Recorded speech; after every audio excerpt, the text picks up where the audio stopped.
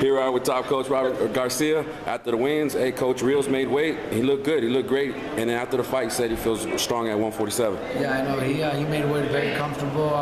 We had a good training camp. He followed instructions. He ate everything the chef was cooking for him, and had no trouble making weight. You know, everybody seen it. He was happy. His face looked good. So you know, now it's time to take our business tomorrow night. 100%. I agree with that. And then also this morning he was walking around all smiles, the old Brandon that fight fans are used to seeing and who they fell in love with. Exactly, and that's the Brandon they'll see in the fight. The Brandon that everybody loved watching a couple years ago. You know, when he was beating guys like Peterson and Costa, Antillon, and those type of fights. That's what they'll see tomorrow night. Hey, Mike Alvarado got the crowd hype, and Brandon backed that up, saying that this was going to be the Super Bowl. That fight fans were going to get that. Because you know, Denver's a big football fan. You know, they got the Broncos, and they didn't make it. So now, at least to the fans, you know, they don't get to see Denver play anymore, but they're gonna have a big fight. So to them, it is like a Super Bowl. What do you make of Brandon saying after the fight, you know, that this is a big fight for both? You know, winner moves on and loser takes a step back in his boxing career. It is, because it is true. You know, that's why both of them know they're in that position where, you know, the winner moves on and the loser falls back, maybe retires. That's why they're both going to give it their best, and they're both prepared to win. And that's why it's going to be a great fight. I think it's going to be better than the first two fights. Hey, Coach, how sweet would it be if you guys got the victory on the road here in Mike's hometown? Well, it would be nice, you know, and then of course that's the plan, you know. But we know it's not going to be easy. We know it's going to be a real war, and we're prepared for it. But you know, of course, it would be the best thing, you know, one of Brandon's biggest wins.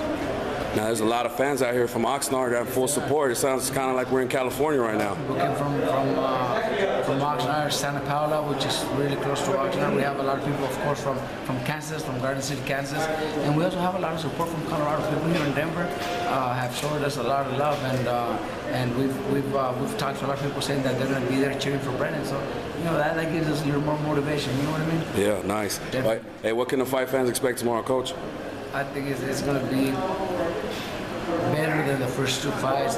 This fight has all the everything to be fight of the year without, you know, being only January and not knowing which fights we could get in the future. You know, there's already talk about, you know, Guerrero, Thurman, and Molina versus Broner.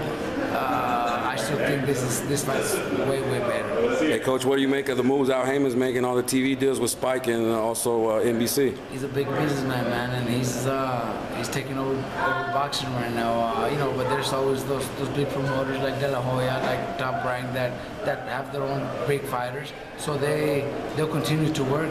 But Haymon is making a lot of moves, and a lot of fighters are going in his direction, and rightfully so. You know, the fighters are getting paid.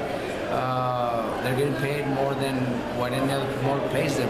It's interesting the way things are going, but you know, nothing but props to Haymon for being able to pull this off and compete against everybody, and actually not being afraid to compete against somebody like Bob Arum, you know, who has done this for 60 years. Somebody like Oscar De La Hoya, who was an Olympic gold medalist and has so much power with TV, with whatever it is. De La Hoya, everybody loves De La Hoya.